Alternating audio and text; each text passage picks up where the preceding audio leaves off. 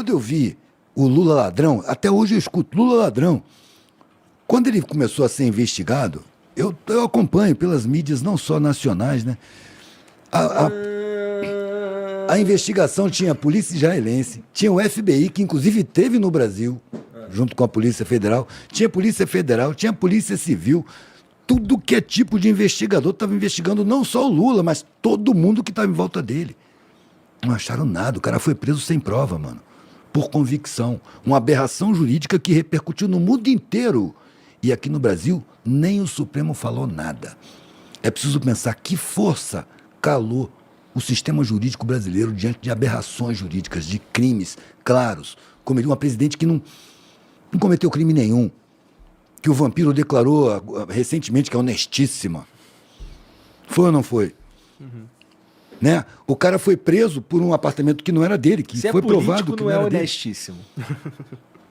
Eu não sei, mano. Ela não tem talho pra política, não, mano. A Dilma é economista. Ela não aturava a corrupção de jeito nenhum, ela botava pra fora. Eu gostei de várias historinhas assim dela botar o cara pra fora do gabinete dela. Por isso que o Congresso derrubou ela. Por isso que o Eduardo Cunha colocou, era uma chantagem. Ele queria impor o orçamento secreto naquela época. A Dilma vetou. Aí ele pegou um pedido de impeachment e pautou. Agora tem 170 pedidos de impeachment, não aparece nada. O Lula ficou preso por um apartamento que não era dele, por um sítio que também não era dele.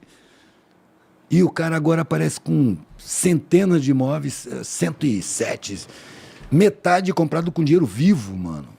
Eu vi aquele delegado do Saraiva comentando, é muito engraçado, velho, que isso aí se aprende no começo do curso de polícia, que transação alta com dinheiro vivo é dinheiro sujo, sacou? Não existe você levar pacote de dinheiro para comprar um imóvel. 51 imóveis foram comprados com dinheiro vivo e ninguém fala nada. Não cai. Por quê? Porque está de acordo com o mercado. E agora a gente entendeu porque que ele inventou a nota de R$200, né? No primeiro ano de governo, para facilitar. Diminui o volume à metade.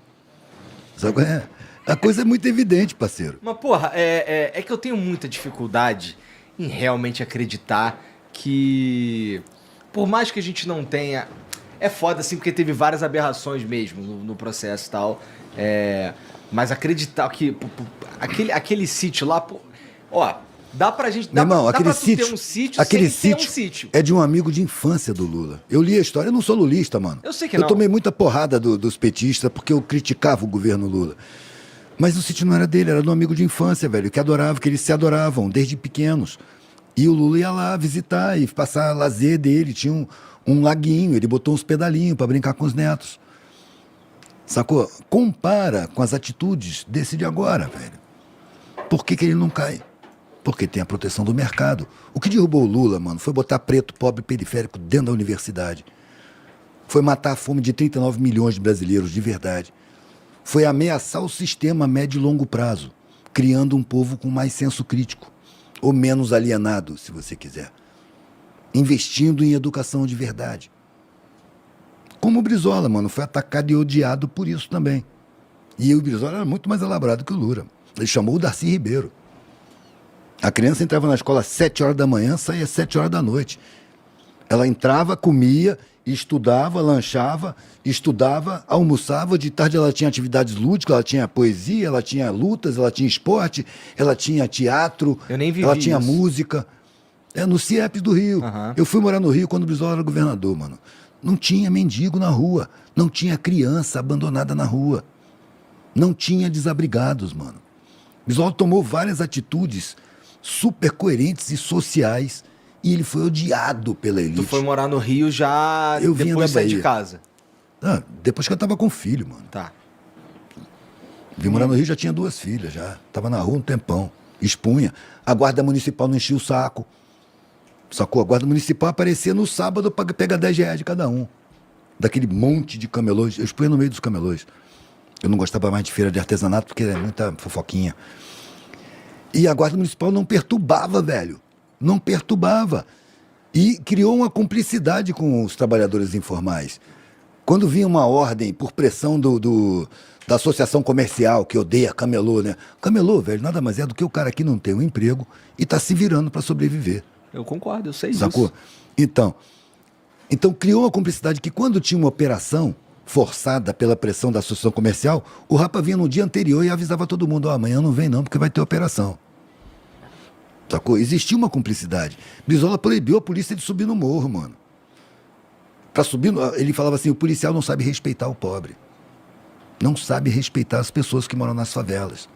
Então, para ter operação, só pode ser de 6 da manhã às 6 da tarde, com o comandante do batalhão presente. Fora disso, não, a polícia não pode entrar em morro. Pô, deu paz, mano. Deu paz. E eu, mas o tráfico vai ficar à vontade. Ninguém obriga ninguém a comprar droga. Ninguém obriga ninguém a comprar. Quem vai lá comprar, tá indo por conta própria. Então deixe os meninos fumar, deixe os meninos cheirar. O sotaque do Brizola. Tem paz social ali. E ainda com os CIEPs, velho, era um investimento a médio e longo prazo. Aí o Brizola fez um governo, perdeu a reeleição. Aí passou um governo de inimigo. Não, acho que não era reeleição, ele não conseguiu eleger o candidato dele, na época não tinha reeleição. Aí entrou um político convencional. Começou a detonar os CIEPs. Ele tinha feito, acho que 130 CIEPs. O cara entrou e detonou geral, velho. Detonou geral. Aí o Brizola foi reeleito. Aí ele fez 500 CIEPs. Espalhou, fez a fábrica de CIEPs. Ele fabricava os blocos de concreto e montava, mano. Eu lembro de ver as carretas passando e os guindastes colocando. Em um mês, tinha uma escola para 600 crianças, 1.000 crianças, sacou? O Sambódromo. Foi o Brizola no governo do Brizola que foi construído. A Globo bateu o tempo todo. Corrupção, corrupção, corrupção. É uma festa de preto, é uma festa de pobre. O carnaval já era uma apoteose. Ele fez o Sambódromo. Chamou o Darcy Ribeiro Niemeyer, dizendo assim, olha, eu estou fazendo uma obra monumental. Agora, não pode, ele só vai ser usada 4 dias do ano. Tem que dar uso o ano inteiro. Não dá para meter uma escola aí. Aí debaixo das arquibancadas fizeram escola para 2.000 crianças, velho. Eu tive uma amiga que trabalhou no CIEP do Sambódromo. 2.000 crianças, psicólogo, médico, dentista, tudo lá dentro, mano. Dando um aparato social para criança de favela. A criança entrava às 7 da manhã, saía às 7 da noite, de barriga cheia, banho tomado, dente escovado. Criou o ódio, mano, na elite dominante. Tá o quê? Tá preparando os pobres para resistir à nossa exploração? Esse é o papo não dado, mas que tá lá, é real. Está preparando o pobre para entender o que está acontecendo? O pobre não pode entender o que está acontecendo. Isso é um perigo. Então o Brizola era odiado. Inclusive preferiram o Lula do que o Brizola na presidência. Sim. E como faz falta alguém, né, de esquerda pautando caçar a concessão da Globo, né? Porque agora o Bolsonaro fala isso aí de fantasia, mas antes dele, quem pautava isso era o Brizola, mano. O Brizola falava, se eu for eleito, subir na rampa do Planalto, primeiro dia eu caço a concessão da Globo. A primeira caneta que eu enxergar. É isso, desde o princípio, mano, é isso. Foi fundado ilegalmente, com capital internacional, financiado pelos Estados Unidos, coisa inconstitucional. Absurdo. Então, enfim... Bom, saudades. tá aí Bom.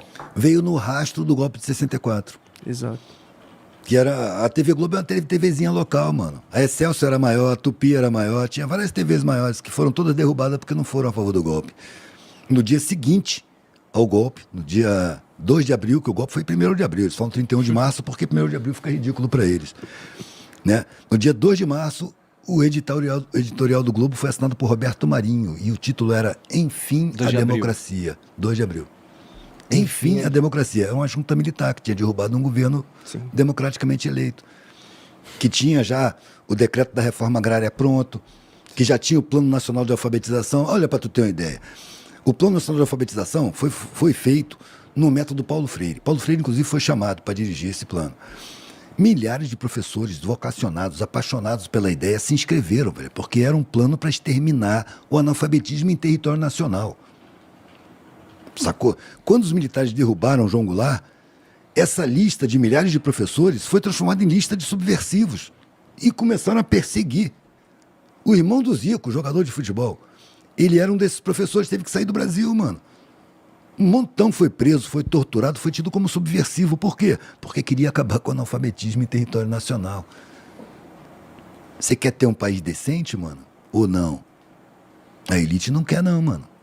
Quer o povo ignorante, escravizado, dominado, desinformado, fácil de enganar, de iludir, de induzir, de condicionar. de ir contra o governante que mais favoreceu os pobres, mano. Mais do que Getúlio Vargas, que foi o Lula.